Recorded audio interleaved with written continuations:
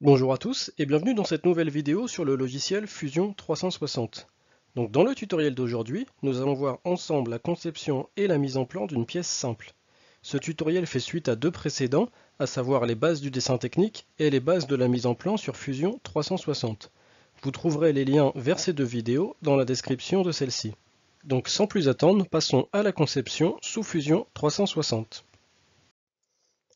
Donc, je commence par créer une nouvelle esquisse.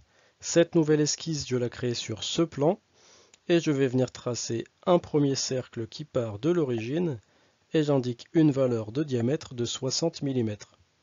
Ensuite, je viens tracer un second cercle concentrique au premier et j'indique une valeur de diamètre de 90 mm.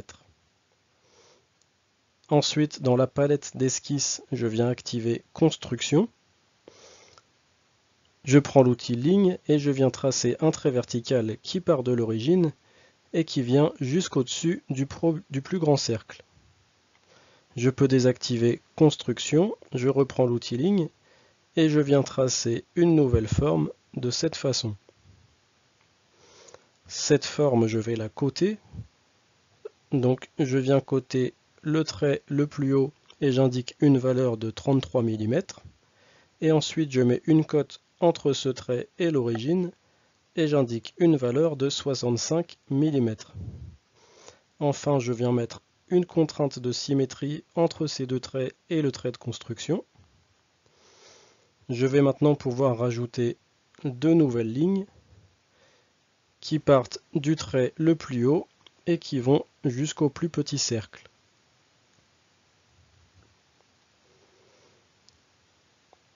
Là aussi, ces deux lignes, je vais les coter. J'indique une valeur de 3 mm et j'indique également une contrainte de symétrie entre ces deux lignes et le trait de construction.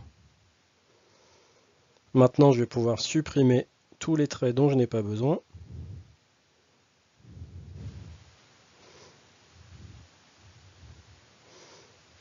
Hop. Je retire également ces deux traits. Et mon esquisse est maintenant terminée. Je peux donc quitter l'esquisse. Et cette esquisse, je vais l'extruder. Donc je prends la fonction extrusion. Dans direction, je dis que c'est une extrusion symétrique. Et je viens renseigner une valeur de 15 mm. Je fais OK. Donc on a un premier aperçu de la pièce. Je vais maintenant pouvoir rajouter des congés. Donc je prends la fonction congé. Je viens sélectionner ces quatre arêtes et je renseigne une valeur de congé de 15 mm. Ensuite, je vais faire des perçages, donc un premier sur cette face.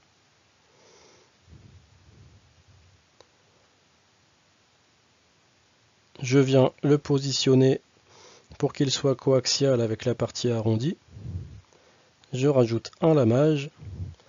Je renseigne une valeur de diamètre de lamage de 14 mm, une profondeur de lamage de 8,5 mm et un diamètre de perçage également de 8,5 mm. Dans étendu, je choisis A, ce qui me permet de venir sélectionner un plan. Et je peux faire OK. Donc j'ai mon premier trou lamé qui est réalisé. On va maintenant aller de l'autre côté de la pièce. Je reprends la fonction perçage. Je clique sur ce plan. Je positionne mon perçage pour qu'il soit coaxial avec la partie arrondie. Cette fois-ci, je dis que c'est un taraudage. Donc c'est un M8, donc c'est déjà renseigné, je vais laisser tel quel. Dans étendu, je mets A. Je viens sélectionner le plan qui se situe derrière et je fais OK. Donc j'ai mon trou lamé et mon taraudage qui sont faits. Donc ma pièce de serrage est donc terminée. nous allons pouvoir passer à la mise en plan. Donc je clique sur Fichier, Nouveau dessin et de la conception. J'ai besoin d'enregistrer ma pièce, donc je l'appelle pièce de serrage et je clique sur Enregistrer. J'ai une fenêtre qui s'ouvre avec les paramètres de la mise en plan. Je laisse tout par défaut et je clique sur OK. J'ai la nouvelle fenêtre de la mise en plan qui s'ouvre avec un aperçu de la première vue que je peux placer. Donc moi je la trouve un petit peu petite, donc je passe à l'échelle 1. Et comme première vue, je vais plutôt mettre celle-ci. Je viens cliquer sur le plan et je fais OK. Donc maintenant, vu la forme de la pièce, pour placer toutes mes cotes, je vais avoir besoin d'une vue en coupe. Donc je clique sur vue en coupe, je sélectionne ma vue, je viens m'aligner avec le perçage, je trace mon trait de coupe, je fais un clic droit, je clique sur continuer. J'ai un aperçu de ma vue en coupe, je clique sur le plan et je fais OK. Donc j'ai maintenant ma vue en coupe qui est placée. Pour ce qui est du nom AA, généralement ça se met plutôt en dessous de la vue. Et l'indication de l'échelle 1.1, pour moi, elle n'est pas indispensable. Je vais la supprimer. Je clique sur Terminer. Ensuite, pour placer tous mes traits de code, je vais avoir besoin de mes traits d'axe. Donc, je place tous les traits d'axe sur toutes les parties cylindriques. Je place le trait d'axe sur le premier perçage. Je viens l'agrandir pour montrer que les deux perçages sont alignés. Je vais faire la même chose sur l'autre vue. Je place un trait d'axe entre ces deux traits. Et également, je mets mes traits d'axe au niveau des perçages.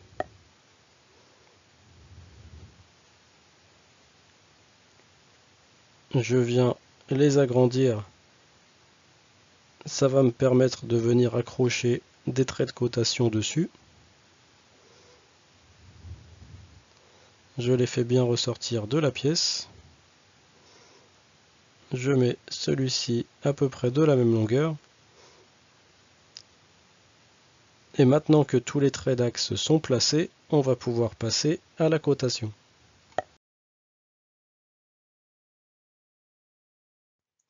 Donc pour la cotation de cette pièce, je viens choisir mon outil cote et je viens coter ce premier diamètre intérieur.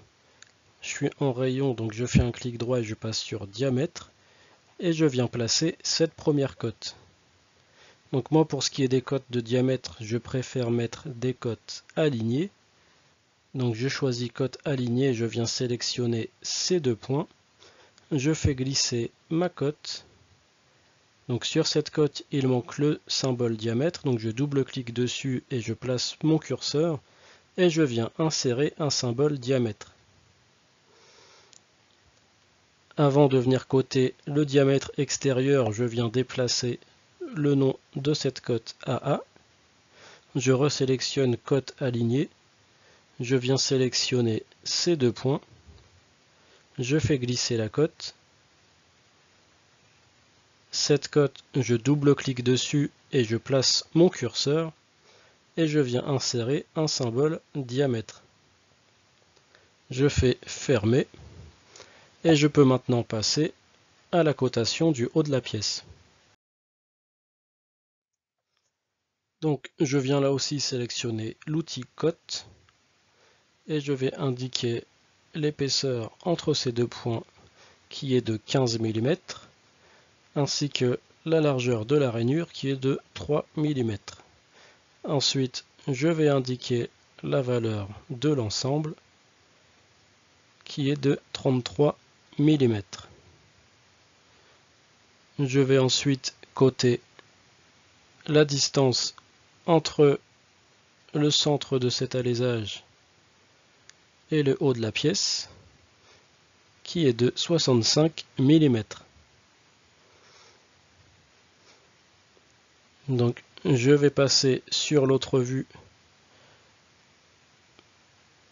pour coter mon épaisseur de pièce qui est de 30 mm, ainsi que le rayon de l'arrondi qui est un rayon de 15 mm. Donc il nous reste maintenant à côté les deux perçages. Donc je commence par ce diamètre de 8,5. Je fais glisser ma cote. Donc il nous manque là aussi le symbole diamètre. Et je viens faire glisser un petit peu la cote pour ne pas qu'elle touche la pièce. Ensuite, je vais coter le diamètre du lamage. Donc toujours avec mon outil cote, je sélectionne ces deux points. Je fais glisser ma cote. Je double-clique sur cette cote. Je positionne mon curseur et je viens insérer un symbole diamètre. Et je vais déplacer cette cote pour qu'elle soit alignée avec celle de 8,5. Donc normalement, deux cotes ne doivent pas se croiser, mais dans ce cas, nous n'avons pas le choix. Je vais maintenant coter la profondeur du lamage. Je sélectionne ces deux points et j'indique que c'est une cote de 8,5. Je viens repositionner ces deux cotes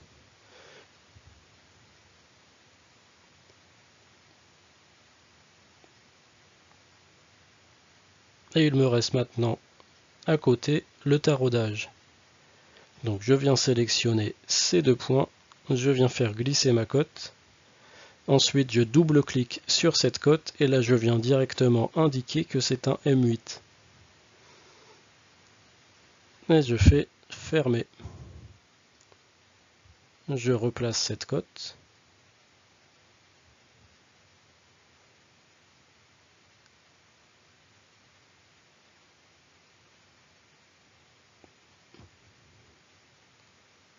Et cette pièce est donc maintenant entièrement cotée. Donc on voit bien avec la position des traits d'axe que les perçages sont coaxiaux avec l'arrondi du haut de la pièce. Si jamais on ne voulait pas laisser de doute à l'usineur, on pourrait rajouter par exemple une cote qui part du centre des perçages jusqu'au bord de la pièce. Donc on viendrait ici indiquer cette cote de 15 mm, ainsi qu'une seconde cote qui partirait du centre des perçages jusqu'à par exemple le bas de la pièce, et on viendrait ajouter ici cette cote de 95 mm. Dans le cas présent, moi je trouve que c'est assez clair que les deux perçages sont coaxiaux avec l'arrondi, donc pour moi ces deux cotes ne sont pas utiles. Ce qu'on pourrait faire également, c'est ajouter une tolérance sur le diamètre 60 pour être sûr que l'arbre qui va rentrer à l'intérieur de cet alésage rentre bien. Donc on peut rajouter une cotation par écart type, et en cote inférieure on va mettre 0 et plus 1/10 en cote supérieure. Donc pour avoir un meilleur affichage, on peut aller dans les paramètres et venir activer les zéros au début. Donc je viens cocher cette case et je fais OK. Et là on voit bien que c'est plus 1/10, 0. Donc voilà, cette mise en plan est terminée. Je préfère rester sur des choses assez simples pour le moment. N'hésitez pas à me dire en commentaire si vous êtes partant pour des pièces et des mises en plan un petit peu plus complexes. En attendant, je vous invite à mettre un petit pouce bleu si la vidéo vous a plu et à vous abonner à la chaîne pour ceux dont ce n'est pas encore le cas. En attendant, moi je vous dis à bientôt pour une prochaine vidéo.